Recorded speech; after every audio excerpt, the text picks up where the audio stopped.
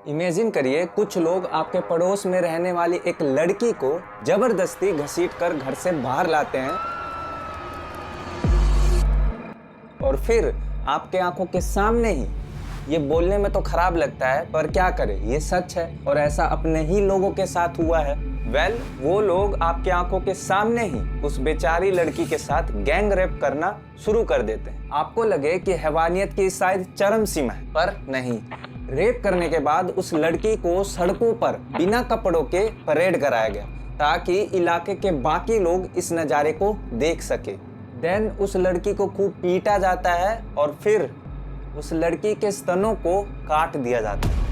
इस घटिया काम को करने के बाद भी उन हैवानों की हैवानियत नहीं रुकी। उन रेपिस्ट में से एक ने एक गर्म लोहे की सरिया को लिया जिस पर पहले से ही एक धार्मिक चिन्ह बना हुआ था। उसके बाद उसने उस सरिया को उस लड़की की छाती पर दाग दिया। जिस लड़की के साथ ये घटना हुआ उसका दोष बस इतना था कि वो दूसरे धर्म की थी। सबसे शॉकिंग बात ये है कि उन रेपिस्ट में से किसी को भी उनकी हैवानियत की सजा तक नहीं मिली। मैंने जिस तरह से आपको ये घटना बताया, हो सकता है कि आप लोग ये सोच रहे हो कि यार इतनी भयानक घटना हो गई और हम लोगों को पता भी नहीं चला। आप लोग ऑलमोस्ट सही है। ये घटना आज की नहीं है, पर ऐसा नहीं है कि ये घटना घटी ही नहीं। ये घटना घटी है, वो भी हमारे ही देश में हमारी बहनों और बेटियों के साथ साल 1947 में पार्टीशन के दौरान। 14 अगस्त 1947 ये रेडियो पाकिस्तान लाहौर है। आपको पाकिस्तान मुबारक।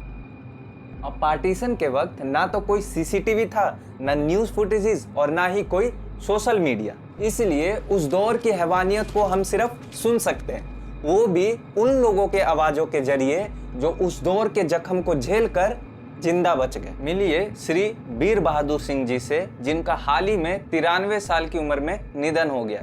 उन्होंने उस दौर के बारे में वो बताया जो शायद हम सभी को अंदर से तोड़ कर रख दे। आवाज मारी सब तो पहला अपनी बेटी नो, मान बेटा आ जा। मेरी भैन मान कौर जिसकी मेरे को 2 साल वड्डी सी, 18 और 19 साल की सी, और बैठ गई। मेरे पिताजी ने खंडा जब कर लगे तो वो वार जड़ा सी वो लग्या ना, वार लग्या ना, रब जाने मुँह आ गया और की हो गया। मेरी बहन ने अपनी गुत्ती इंज की थी और मेरे पिताजी ने बड़े गुस्से नाल तो पता इंज किया और मोरी कृपान और सिर वो परेशान। और 2 चाचा भतीजा ने मेरे एक और ताया जी भी ऊपर सन जिन्हों का काफ़ी बड़ा शरीर सी। उन्होंने सारे ने कटना शुरू किया। खट खट खट की आवाज़ आन सी। उनकी बहन को मारने वाला व्यक्ति कोई और नहीं बल्कि उनके पिता श्री संत राजा सिंह जी थे। उन्होंने मान कौर समेत अपने परिवार की 26 महिलाओं का सर धड़ से अलग कर दिया था। इमेजिन कीजिए क्या बीत रही होगी उस समय उन पर जब उन्होंने ये डिसीजन लिया। अब आप ये सोच रहे होंगे कि सिख कितने सहनशील होते हैं, कितना दर्द झेला होगा उन्होंने उस समय पर। और ये मुसलमान, ये तो होते ही कट्टर है, इनसे और क्या ही उम्मीद की जा सकती है। अब मैं आपको एक और कहानी सुनाने जा रहा हूँ। फर्क सिर्फ इतना है कि इस बार किरदारों का धर्म बदल गया है। मिलिए जरीना परवीन जी से, जो उस समय महज 12 साल की थी जब उनके साथ एक घटना घटी। मेरा नाम जरीना परवीन है। मैं रियासत पटियाला में पैदा हुई 1935 में। जब तक पार्टीशन नहीं बना था तब तक ज़िंदगी अच्छी गुजर रही थी, बहुत अच्छी गुजर रही थी। अब उसके बाद तो फिर मुसीबतें ही मुसीबतें आई हैं। तो खिड़की के नॉक हुई तो देखा कि सिख ही सिख सारे नंगी तलवारें लेके खड़े हैं सारे बाहर। अब सारे डर के मारे सहम गए। मेरी वालदा को, मेरी माँ को मेरे सामने तलवार मार के गर्दन के ऐसा की। फिर मेरे भाई को, मेरे ब्रदर को, उसको भी ऐसे काट के फेंका। अभी भी मैं याद करती हूँ, मेरी रूह कांप जाती है। पार्टीशन के समय धर्म चाहे कोई भी हो, हिंदू, सिख या इस्लाम, सब में एक बात जो कॉमन थी वो ये कि महिलाएं हर धर्म की इज्जत का एक सिंबल बनी हुई थी। यानी किसी महिला के साथ बलात्कार करना उस पूरे समुदाय से बदला लेने का एक तरीका था जिससे वो महिला संबंधित थी। इसलिए अगर सामने वाले धर्म की बेइज्जती करनी है तो सबसे पहले उस परिवार की महिलाओं को ढूंढो, फिर उनका रेप करो, उन्हें ब्रूटली पीटो और फिर एट द एंड या तो उन्हें मार दो या फिर अपने कब्जे में ले लो। उस समय किसी महिला पर कब्जा करना सबसे बड़ा अचीवमेंट माना जाता था। इसी घटिया सोच से अपने परिवार की महिलाओं को बचाने के लिए उस दौरान ऑनर किलिंग शुरू हो गई। अभी कुछ देर पहले मैंने जो आपको वीर बहादुर सिंह जी और उनकी बहन मान कौर की कहानी सुनाई, वो इसी ऑनर किलिंग का ही एक एग्जाम्पल था। एक रिपोर्ट के अकॉर्डिंग पार्टीशन के दौरान तकरीबन 75,000 से 1 लाख महिलाओं का या तो रेप हुआ या उनका अपहरण। इन नंबर्स में हिंदू, मुस्लिम और सिख तीनों धर्मों की महिलाएं शामिल है। किसी भी धर्म की महिला के साथ अत्याचार करने में कोई भेदभाव नहीं किया गया। पार्टीशन से जुड़ी एक ऐसी सच्चाई जिसे बहुत कम लोग जानते हैं वो ये है कि 1947 का पार्टीशन सिर्फ एक इंपल्सिव घटना नहीं थी।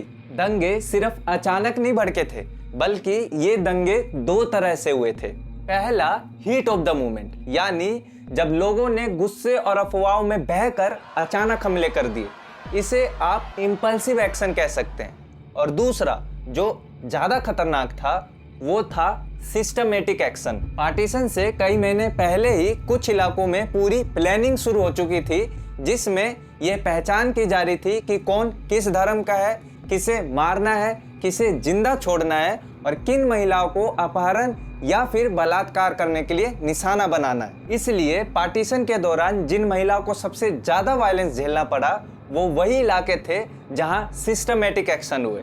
रावलपिंडी उन्हीं जगहों में से एक है जहां पूरी प्लानिंग के तहत एक्शन हुए।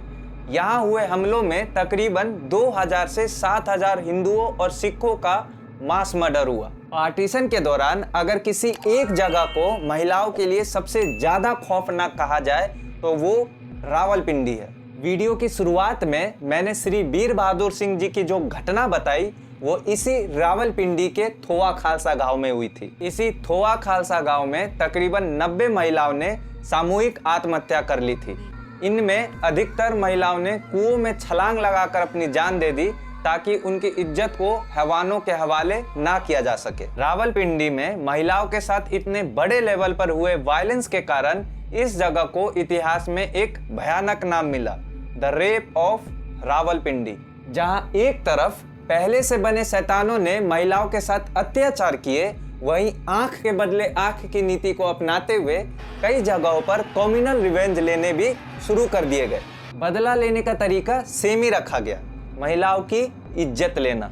आर्ट स्टूडेंट सतीश गुजराल ने अमृतसर के एक स्कूल में मुस्लिम लड़कियों के साथ क्या किया गया उस भयानक मंजर को बताते हैं। मुस्लिम girls school near by had been raided and all these girls had been brought out, stripped, then taken in procession to this location where they were being systematically raped.